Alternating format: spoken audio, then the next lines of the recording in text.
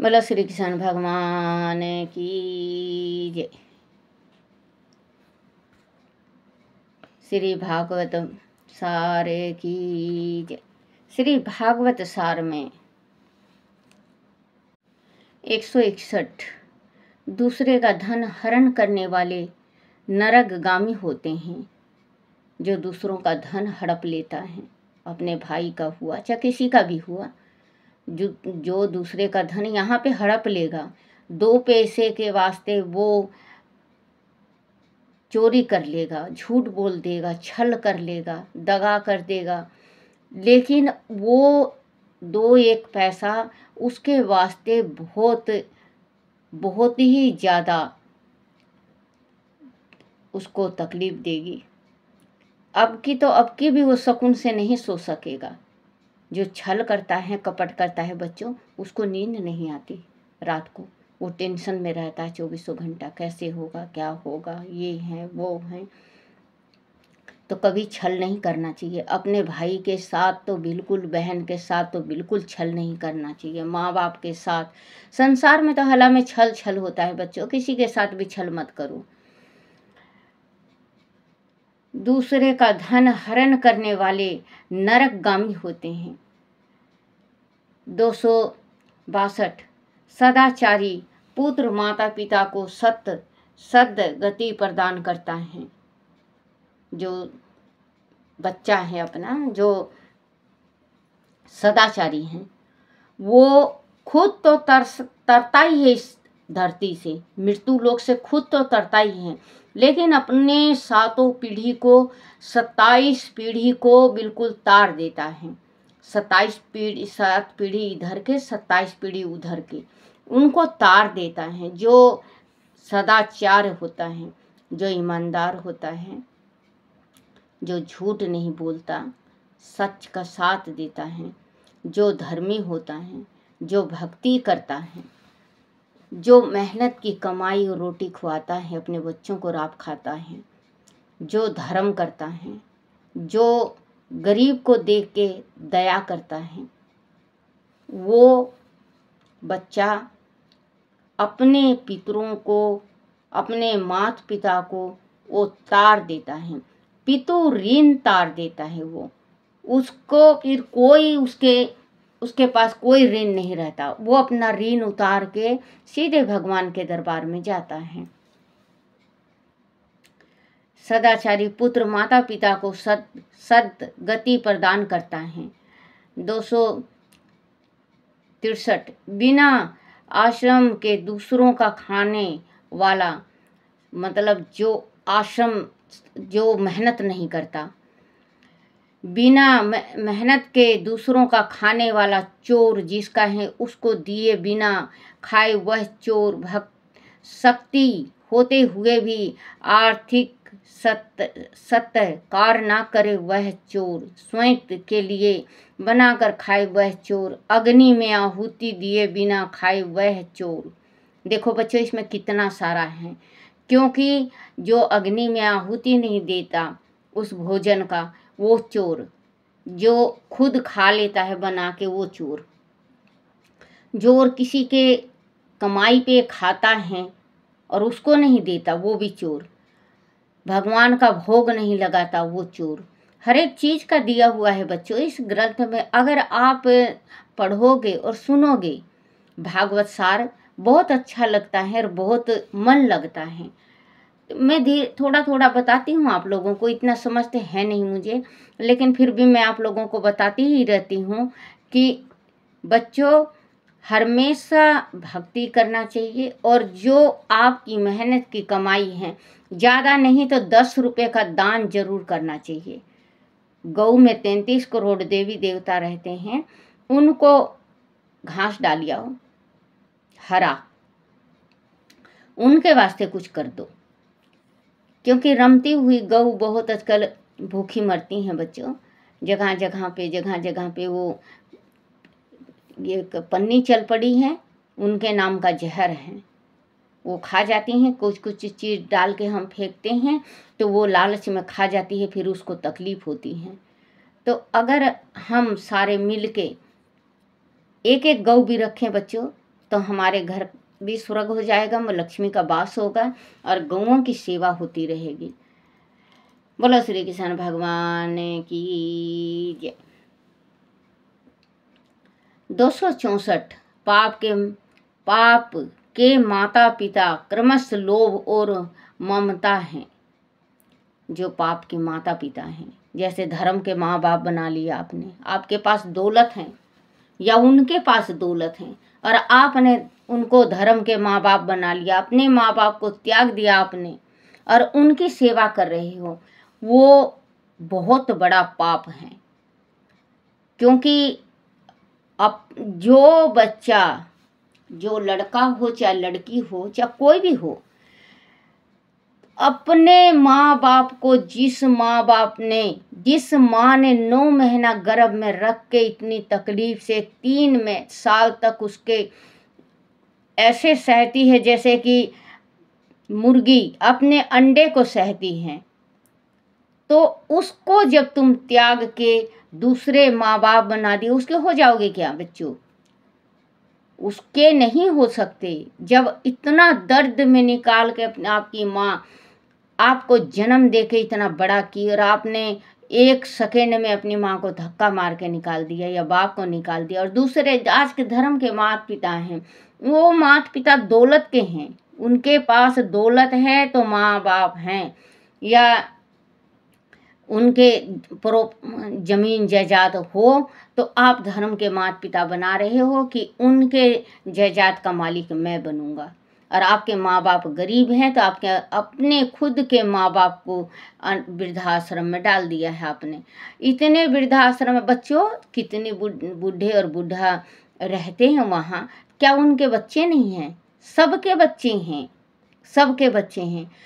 वो अपने बच्चों से सताए हुए हैं, वो बच्चे भूले बैठे हैं, अपने माता पिता को छोड़ के बैठे हैं कि कल हम राज करें। बच्चों आज वो वृद्धा हुए हैं तो कल आपको भी वृद्धा होना है, आपको भी बूढ़ा होना है।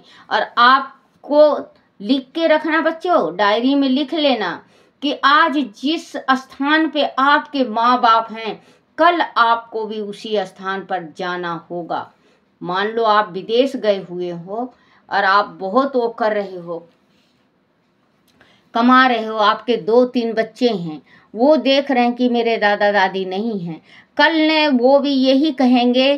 क्योंकि जब आप भारत में अपने माता पिता को नहीं रख सकते तो बाहर विदेश में आपके बेटा बेटी कैसे रख लेंगे आपको? आपको वहीं पे आना होगा जहाँ पे आपके माता पिता ने अपनी जीवन लीला समाप्त की है।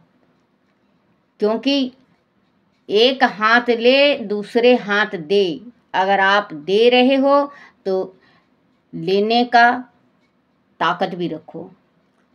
बोए पेड़ बबूल का आम कहाँ से पाए, जैसा बोगे वैसा काटोगे। अगर आज आपके माँ बाप दुखी हैं तो कल आपको इस चीज का ध्यान रखना होगा कि कल हमारे साथ भी बीतेगा। आप जैसे रखो, अभी बच्चा आपका जैसा देख रहा है उसके अंदर कूट कूट के संस्कार भरा जा रहा है, कल बड़ा होगा वो बच्चा आपको वैसे ही रखेगा। आप बुराइयां कर रहे हो माँ बाप की, अपने बेटा बेटी से पूछ रहे हो और वो बता रहा है और आपको अच्छा लग रहा है, आप घर में लड़ाई कर रहे हो, या आप अपने ही खुद के बहन भाई से दुर्हात रखते हो, तो ये समझ जाओ बच्चों कि आज उसके साथ हो रहा है, कल आपके साथ होना है, आपके बच्चों के साथ होना है। तो बच्चों आप अपने माँ बाप को, आप माँ बाप की सेवा किया करो और भगवान की भक्ति करा करो। माँ बाप की जिसने सेवा कर ली उसने सब कुछ कर लिया। पाप के माता पिता क्रमश लोभ और ममता हैं, जो ममता हैं। 265 आमंत्रण देकर, मतलब निमंत्रण देकर किसी का आयोजित अपमान करे वह सदा सर्वदा नरक का भोगी होता है। सम्मान ना कर सको तो अपमान ना करना। बच्चों, जैसे कि किसी ब्राह्मण के, हाँ मान लो आज मैं छोटा सा बता रही हूँ, किसी ब्राह्मण को आपने निमंत्रण दे दिया आपके घर, या छूतक या पातक हो गया, वो ब्राह्मण भूखा रह गया, आप क्योंकि जिमा नहीं सकते, ब्राह्मण आ नहीं सकता, तो बच्चों आपको एक चीज जरूर करना चाहिए। अगर ब्राह्मण को आपने निमंत्रण दे रखा, नोत रखा है, तो उस ब्राह्मण के पास 100 रुपये 200 रुपये जरूर दे के आओ। आपकी श्रद्धा हो तो 500 रुपये दिया, वो आपकी इच्छा है, लेकिन 100-200 रुपये जरूर दे के आओ और कहो कि पंडित जी आप भोजन कर लो। पंडित भोजन लाके बनवा के खा लेगा आपके निमित्त, क्योंकि अगर पंडित भूखा रह गया तो गौ हत्या के बराबर दोष है। जो ब्राह्मण को नोत के ब्राह्मण को नहीं खिलाता, बहुत भारी उसको यो गौ हत्या का सामना करना पड़ता है। जब हम भगवान के पास जाते हैं तो बच्चों, ये यम के दूत जो हैं तो घिसलाते हुए बांध के ले जाते हैं, जैसे पेट के तरफ से लिटा के पूरा पेट छिल जाता है। कहते हैं भगवान को तूने निमंत्रण दे के भूखा रखा है, वो सजा है तुम्हें। तो बच्चों, आप अगर कभी भी किसी ब्राह्मण को निमंत्रण दो तो आप के घर में छूतक या पातक हो जाए तो आप उसको पैसा दियाओ या सूखा सीधा दियाओ, ब्राह्मण बना के खा लेगा, उसका फिर आपको दोष नहीं लगेगा। कहते हैं ना कोई कोई की लगता नहीं है। अब भैया ब्राह्मण को तो निमंत्रण दे दिए ना आप, ब्राह्मण नहीं जिमेगा आपके यहाँ, उसको पता है कि आपके यहाँ घर छूतक पातक हो गया है, लेकिन उस ब्राह्मण को ये जरूर कहो कि पंडित जी आप, लगेगा तो है नहीं, लेकिन पंडित जी आप मेरे निमित्त ये पैसा लो, आप भोजन कर लो। 265 आमंत्रण देकर किसी का आयोजित अपमान ना करें, सदा सर्वदा नरक का भोगी होता है। जैसे मतलब किसी को भी बुला के अपने घर में बेइज्जती नहीं करनी चाहिए। आजकल बहुत यही चल गया है बच्चों कि बुलाते हैं अपने घर में बेइज्जती करते हैं। बेइज्जती नहीं करना चाहिए। किसी को पैसा दे दिया, टाइम पे नहीं पहुंचा तो उसकी बेइज्जती, कुछ एक काम अटक गया तो बेइज्जती, किसी के पास काम करवा रहे तो उसकी बेइज्जती। आजकल सिर्फ हवा धापी मची हुई है कि होड़ मची हुई है कि इसकी बेइज्जती कैसे करें और उसकी बेइज्जती कैसे करें, और खुद की होती है वो कैसे हो। तो बच्चों, हर एक चीज़ सोच समझ के इंसान को कदम उठाना चाहिए। 266 समर्थ होकर भी जो सहन करे वही संत हैं। 267 शक्ति का दुरुपयोग करने वाला राक्षस है। जो शक्ति का दुरुपयोग करता है वह राक्षस है। राक्षस से शक्ति संपत्ति एवं समय का विवेक से उपयोग करने वाला देवता बनता है।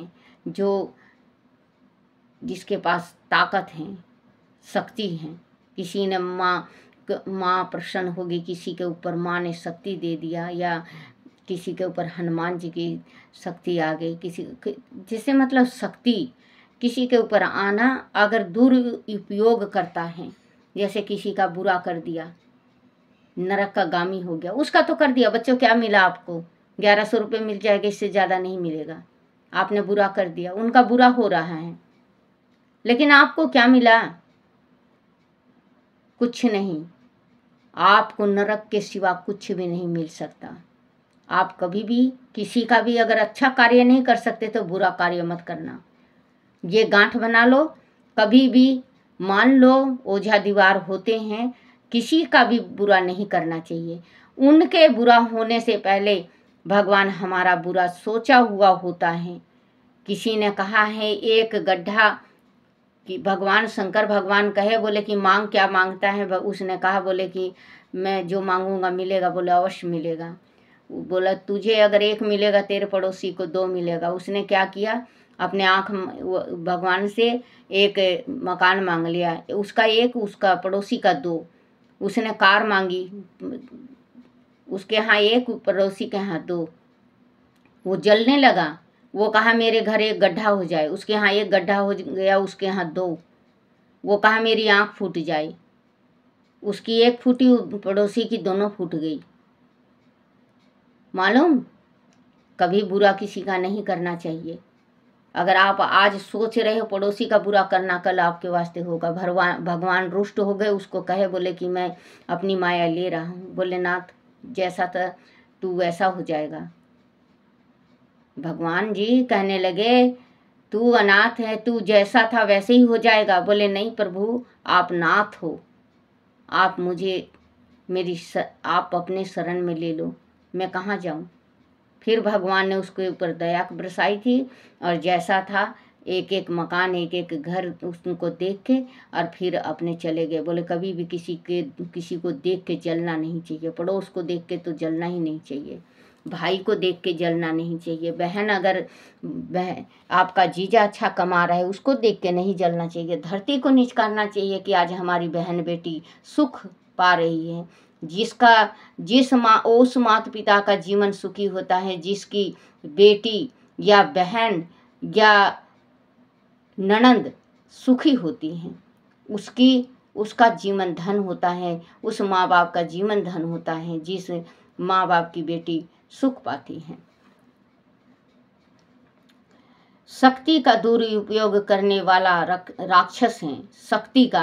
शक्ति का दुरुपयोग करने वाला राक्षस है।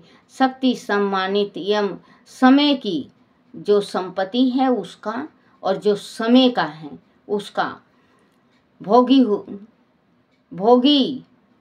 होता है। सम्पन्न ना करे सके, सम्मान ना कर सको तो अपमान ना करना। स्वार्थ होकर भी जो सहन करे वही संत है। शक्ति दुरुपयोग करने वाला राक्षस शक्ति संपत्ति एवं समय का विवेक से उपयोग करने वाला देवता बनता है, वो देवता हो जाता है बच्चों।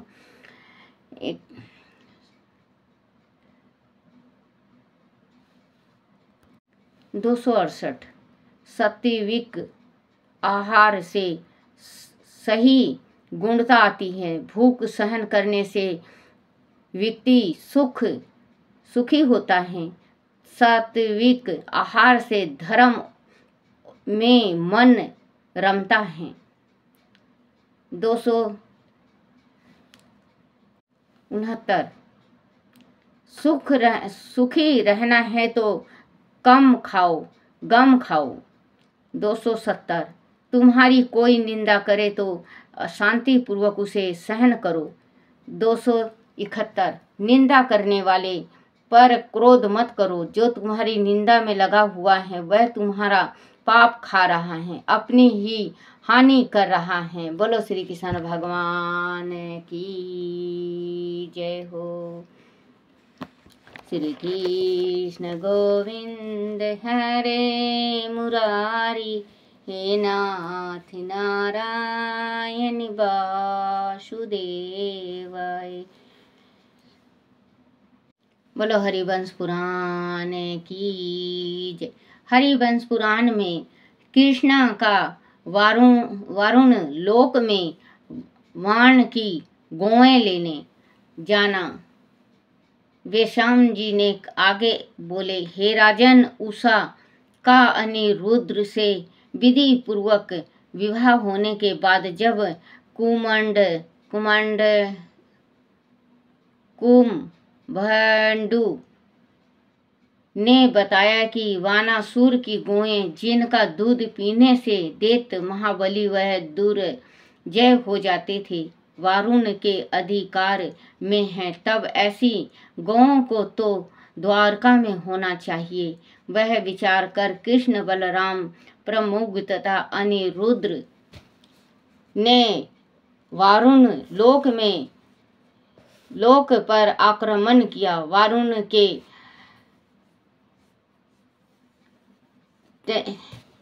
30 लाख सैनिकों को युद्ध में पराजित करके और वारुण को अंतिम वारुण अस्त्र को वैष्णव शस्त्र से सैनिकों को युद्ध में पराजित करके और वारुण को अंतिम अस्त्र, वारुण शस्त्र और वैष्णव शस्त्र से सत्य करके कृष्ण ने वारुण को समर्पण के लिए विवश कर दिया। तब गोएं मांगे जाने पर वारुण ने कहा, प्रभु, बानासुर से हुई संधि के अनुसार मैं गोए किसी और को न देने के लिए वचनबद्ध हूँ। हे माधव, मैं संधि की शर्तों को तोड़ नहीं सकता। आप चाहें तो मेरा वध करके गोएं ले जा सकते हैं। मैंने समर्पण कर दिया है। अंत अब युद्ध नहीं करूँगा। हे राजन, तब कृष्ण ने ना तो समर्पित हुई शत्रु का वध करना उचित समझा, ना ही उसे बांधक कर संधि की शर्त का उल्लंघन करवाना। अंत वह कृपालु बलराम प्रमुख और अनिरुद्ध सहित बिना गोए लिए ही द्वारका लौट आए। तब द्वारका में उसका विविध स्वागत हुआ। इस प्रकार हे राजन, जो जो तुमने पूछा था सब मैंने बता दिया। कृष्ण विजय की यह समस्त कथाएं नित्य पढ़ने वाले का पुण्य वह कल्याण करने वाली है। अंत जो भी सुनना चाहते हो सो मुझसे कहो। ओम नमो भगवते वासुदेवाय। तिथि पर्व समाप्त। बोलो श्री कृष्ण भगवान की जय। श्री कृष्ण गोविंद हरे मुरारी, हे नाथ नारायण वासुदेवाय। हे नाथ नारायण वासुदेवाय। हे नाथ नारायण वासुदेवाय। बोलो श्री कृष्ण भगवान की जय। अपने अपने माता पिता की जय। अपने अपने गुरुदेव महाराज की जय हो।